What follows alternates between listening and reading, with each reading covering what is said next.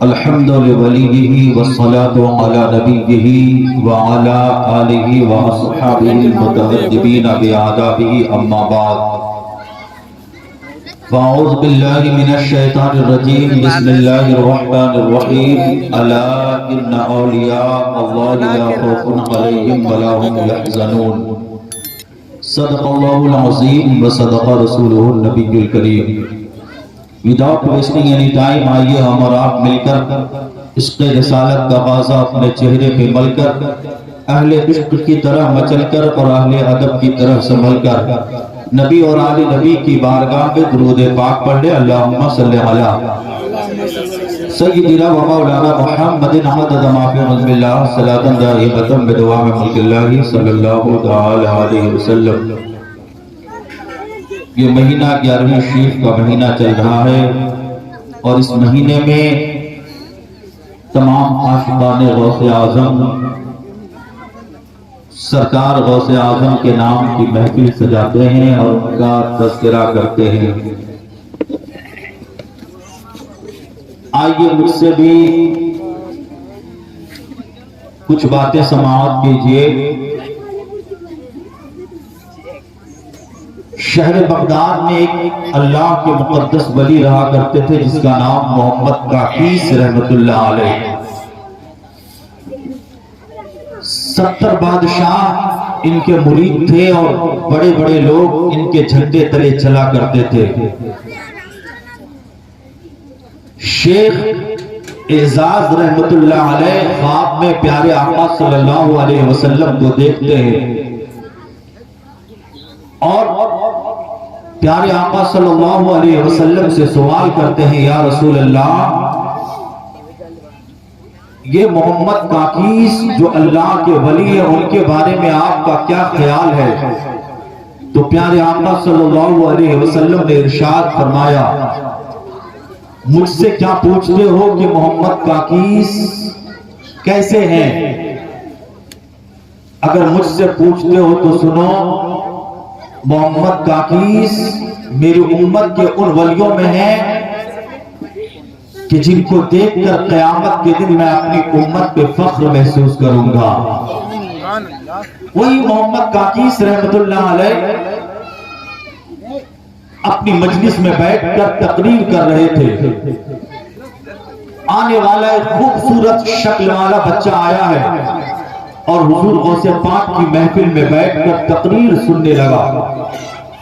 جو ہی حضور غوث پاک کی نظر اس بچے پہ پڑی فوراً محمد کاکیس رحمت اللہ علیہ کہتے ہیں کہ اس بچے کو میری مجلس سے اٹھا کر باہر کر دو. لوگوں نے حکم کی تعمیل کی اور اس بچے کو اٹھا کر مجلس سے باہر کر دیے. تھوڑی دیر کے بعد پھر وہ بچہ آیا اور ان کی محفل میں بیٹھ گیا تقریر سننے لگا. اس اللہ کے ولی کی نظر پھر اس بچے پہ پڑتی ہے. انہوں نے کہا پھر اس نورانی شکل والے بچے کو میری محفل سے نکال دو. حکم پہ عمل کیا گیا اور اس بچے کو پھر باہر نکال دیا گیا. تھوڑی دیر کے بعد پھر وہ بچہ محفل میں آ گیا. کہیے نا سبحان اللہ. آ گیا. اب محمد کاکیس رحمت اللہ علیہ اس بچے کو اپنے قریب بلاتے ہیں. عرض کرتے ہیں اے بچے آؤ میرے قریب آؤ. جب وہ بچہ اس اللہ کے ولی کی بارگاہ میں پہنچا بالکل قریب ہوا تو اس بچے کی پیشانی کو اس اللہ کے ولی نے چوما اور چومنے کے بعد کہا اے محفل والو میں نے اس بچے کو 2 مرتبہ اپنی محفل سے اس لیے باہر نکالا تھا تاکہ سارے محفل کے لوگ دیکھ لیں کہ یہ بچہ کون ہے. آپ لوگوں نے اس بچے کو دیکھ لیا؟ سارے محفل والوں نے کہا ہاں میں نے اس بچے کو دیکھ لیا. پھر محمد کاکیس وہ اللہ کے ولی کہتے ہیں اے لوگو اس بچے کو پہچان لو. میں اپنی نگاہ ولایت سے دیکھ رہا ہوں کہ یہ بچہ بڑا ہو کر قطبیت کے مقام پہ فائز ہونے والا ہے. اے لوگو اے بغداد والوں اس بچے کی تعظیم کے لیے کھڑے ہو جاؤ. جتنے لوگ اس محفل میں کھڑے تھے سارے لوگ اٹھ کے کھڑے ہو گئے. جتنے لوگ اس محفل میں بیٹھے تھے سارے لوگ اٹھ کے کھڑے ہو گئے. پھر محمد کاکیس اللہ کے ولی نے اس بچے کے جانب مخاطب ہو کے کہا اے لوگوں سنو، اس کا نام عبد القادر ہے اور میں اپنی نگاہ ولایت سے دیکھ رہا ہوں کہ یہ ایک وقت میں قطبیت کے مقام پر فائز ہوں گے۔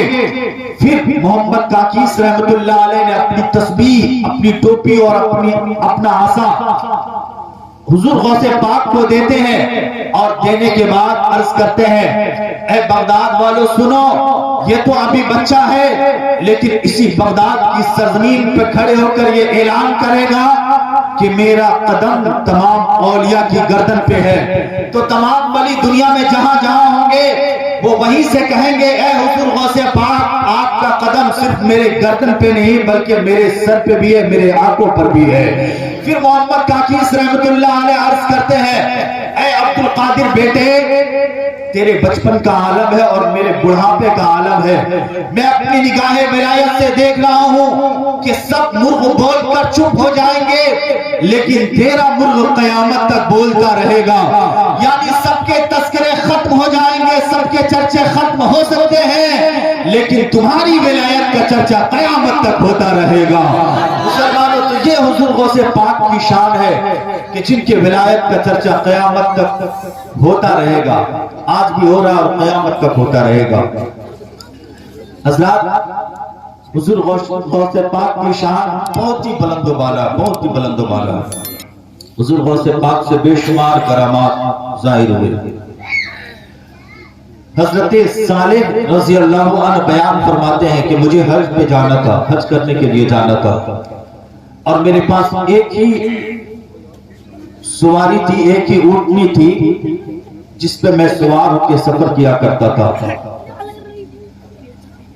حضرت صالح کہتے ہیں کہ میری اونٹنی اچانک بیمار پڑ گئی اور خود سے وہ اٹھ کر کھڑی بھی نہیں ہو پاتی تھی۔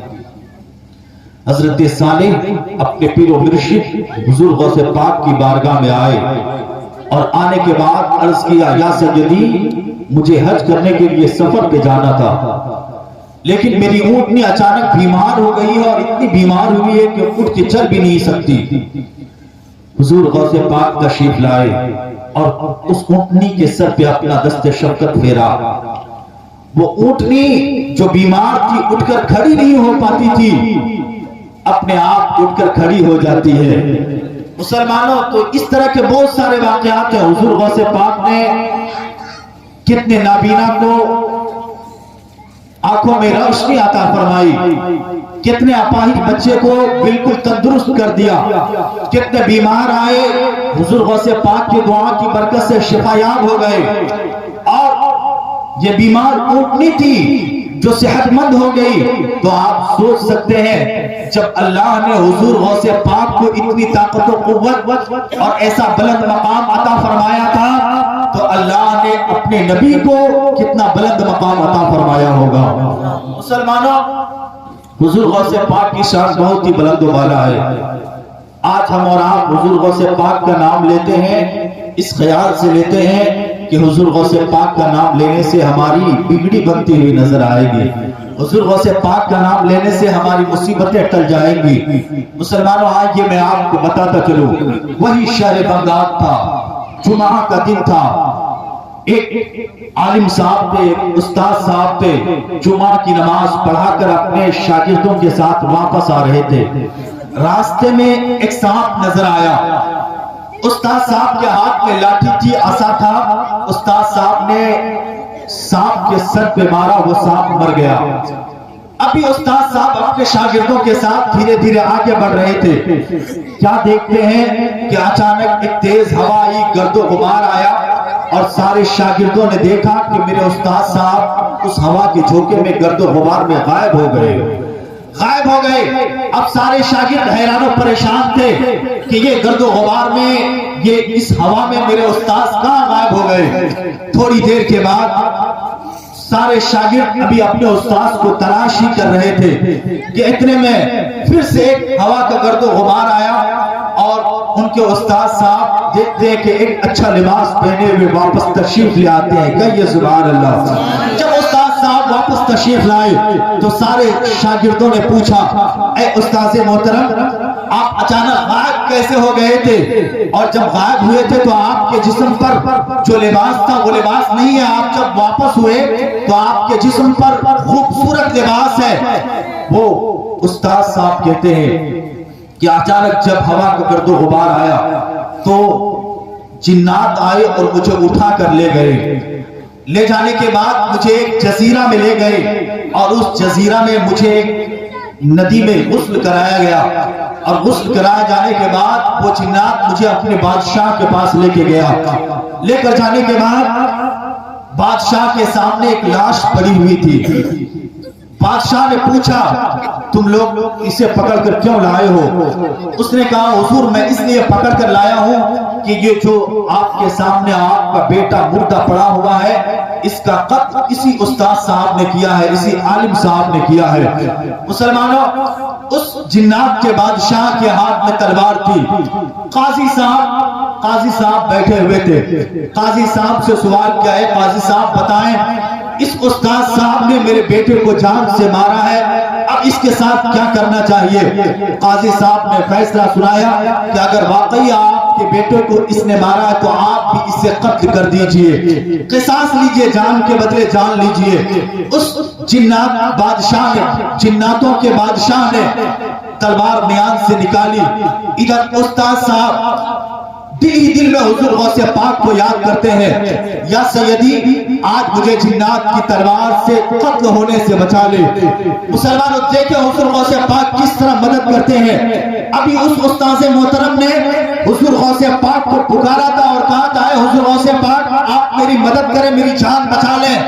इतने में क्या देखते हैं कि एक नूरानी शक्ल वाला आदमी आया है और आने के बाद अर्ज करता है, ऐ जिन्नातों के बादशाह, क्या तुम्हें मालूम भी है कि तुम जिसे कत्ल करने जा रहे हो वो कौन है? जिन्नात के बादशाह ने कहा था, नहीं मुझे नहीं मालूम। उस नूरानी शक्ल वाले आदमी ने कहा था, तुम जिसे कत्ल करने जा रहे हो ये हुजूर गौसे पाक बड़े पीर का मुरीद है, हुजूर गौसे पाक का नाम लेने वाला है। जो ही जिन्नात के बादशाह ने इतना सुना, अपनी तलवार को अपने म्यान में रखा और कहा, जा ऐ उस्ताद मोहतरम, मैं हुजूर गौसे पाक के सदक़े में आपकी जान को माफ करता हूं। आप जब तशरीफ ले आए हैं तो आप अपने वक्त के उस्ताद हैं, बेहतरीन आलिम दीन है। आज ये मैं आपको एक खूबसूरत लिबास पहनाता हूं और आप ये खूबसूरत लिबास पहनकर मेरे बेटे की नमाज जनाजा पढ़ाइए। मुसलमानों, फिर उस उस्ताद मोहतरम ने अच्छा लिबास पहनकर, उस खूबसूरत लिबास को पहनने के बाद उस जिन्नात के बेटे जिसका कत्ल हुआ था उसकी नमाज जनाजा पढ़ाते हैं। फिर पढ़ाने के बाद जिन्नात के बादशाह ने हुक्म दिया, ऐ लोगों, इस उस्ताद साहब को वहीं ले जाकर छोड़ दो जहां से उठा कर लाए थे। फिर अचानक एक तेज हवा आई और गर्दो गुबार आया और फिर मैं उठा करके उसी जगह पे पहुंचा दिया गया जिस जगह पे मुझे जिन्नातों ने उठाया था। तो हज़रात, इस वाक़े से भी ये बात मालूम होती है कि कोई भी मुसीबत में हुजूर गौसे पाक को पुकारे तो हुजूर गौसे पाक उसकी मुसीबत को दूर कर दिया करते हैं। एक बार दुरूद पाक पढ़ ले, अल्लाहुम्मा सल्ली अला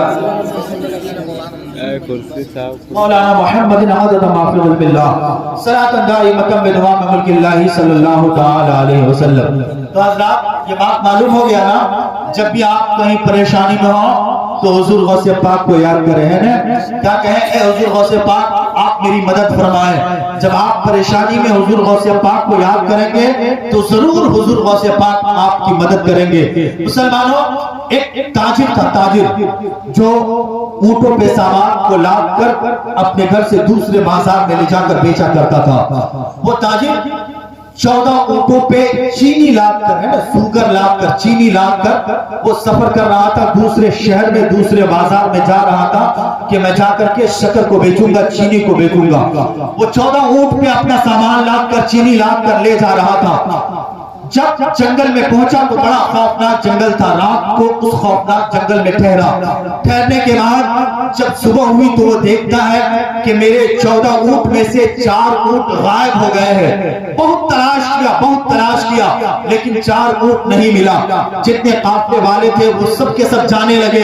اب یہ اکیلا پریشان سوچتا ہے کہ میرے 4 اونٹ کہاں غائب ہو گئے۔ مسلمانوں اسی سوچ و فکر میں اسے اپنے پیر و مرشد حضور غوث پاک کی ایک بات یاد آ جاتی ہے۔ حضور غوث پاک نے فرمایا تھا، اے میرے مرید، جب بھی کوئی پریشانی کے عالم میں ہو تو مجھے یاد کرنا، میں تیری پریشانی کو دور کر دیا کروں گا۔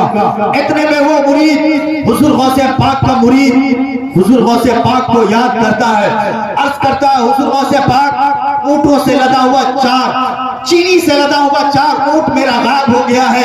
حضور غوث پاک کرم فرما دے تاکہ میرے اونٹ مل جائیں۔ مسلمانوں ابھی اتنا اس نے حضور غوث پاک کو یاد کیا تھا، اتنا کہہ کر حضور غوث پاک کی بارگاہ میں فریاد کیا تھا، کیا دیکھتا ہے سامنے ایک پہاڑ پر ایک نورانی شکل والے نوجوان کھڑے ہیں اور اشارہ کر کے بلا رہے ہیں۔ جب یہ تاجر اس پہاڑ کے قریب پہنچا تو کیا دیکھتا ہے کہ جو نوجوان اسے اشارہ کر کے بلا رہا تھا وہ تو غائب ہو چکا تھا، لیکن اس کے 4 اونٹ اس پہاڑ کے نیچے مل جاتے ہیں۔